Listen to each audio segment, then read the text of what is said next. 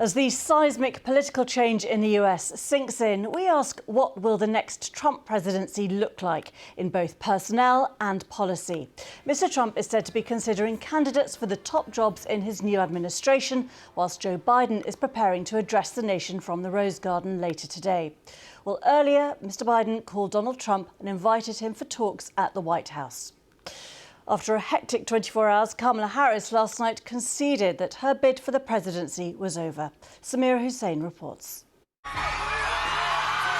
The walk to the podium to deliver the speech that no politician wants to give. But Kamala Harris owed it to the country to concede the election. A fundamental principle of American democracy is that when we lose an election, we accept the results. That principle, as much as any other, distinguishes democracy from monarchy or tyranny. And anyone who seeks the public trust must honor it. At the same time, in our nation, we owe loyalty not to a president or a party, but to the Constitution of the United States. The party-like atmosphere from Tuesday vanished. Now people unable to hide their disappointment. As the first female vice president, Kamala Harris has shattered glass ceilings. But one of the last remaining bastions of male privilege in America, the White House, remains intact. Her history-making run for the White House coming to a crushing end. Ms. Harris left consoling her supporters. To the young people who are watching, it is... I love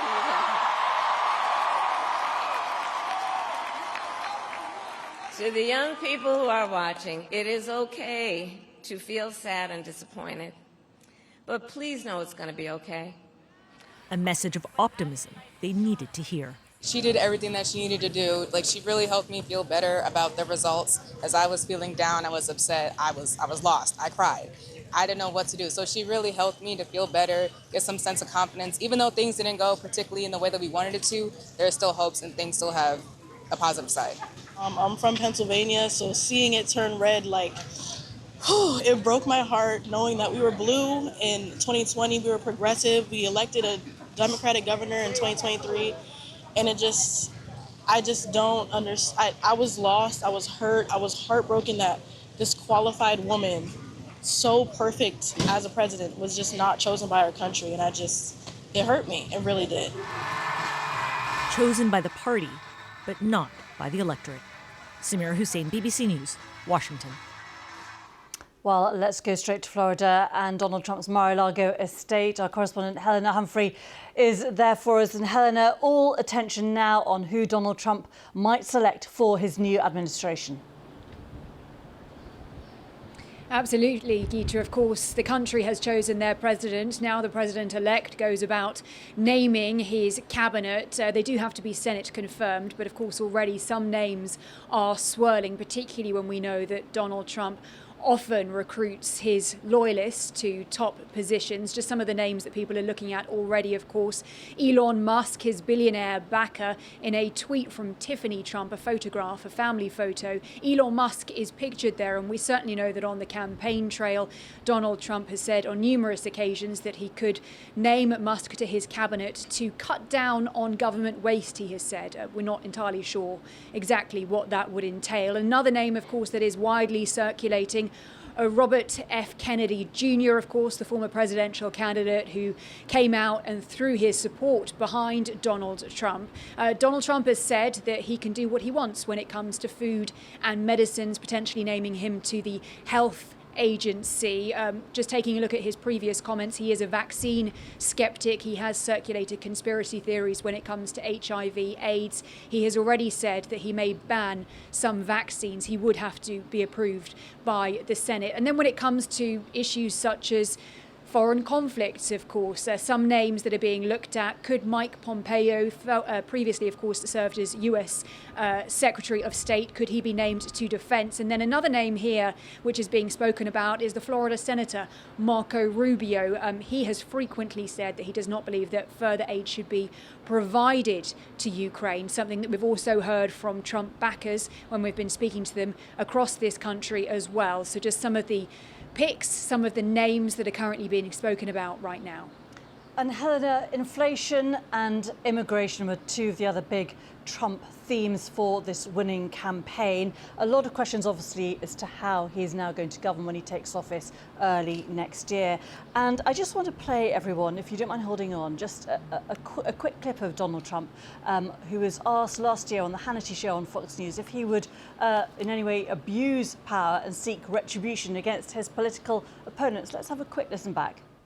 Under no circumstances, you are promising America tonight, you would never abuse power as retribution against anybody. Except for day one.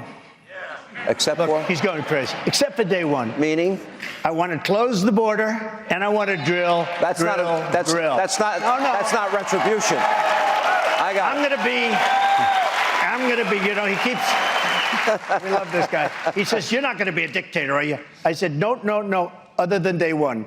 We're closing the border, and we're drilling. After that, I'm not a dictator, that's... OK, so a lot of focus on day one, Helena. And again, questions about whether this is rhetoric from Donald Trump and exactly how he will behave once in office.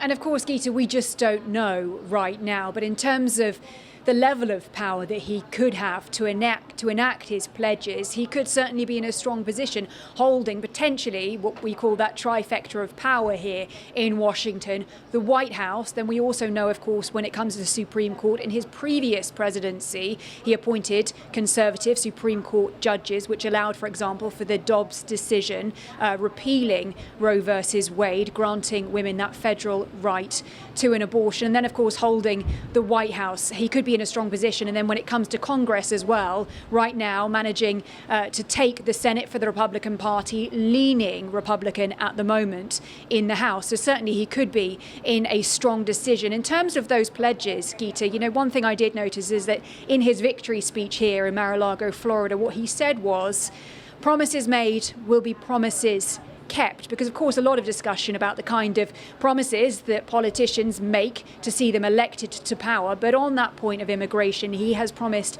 a mass deportation of undocumented immigrants from day one. He has promised to renege on or not carry out any promises made under the Green New Deal when it comes to climate, and then tie that economic development, despite the fact inflation is coming down in this country right now, but tie that to drilling, to fracking, and so on. So just some of the key items he says he'll set out from day one. Helena, thanks very much indeed there from Mar-a-Lago.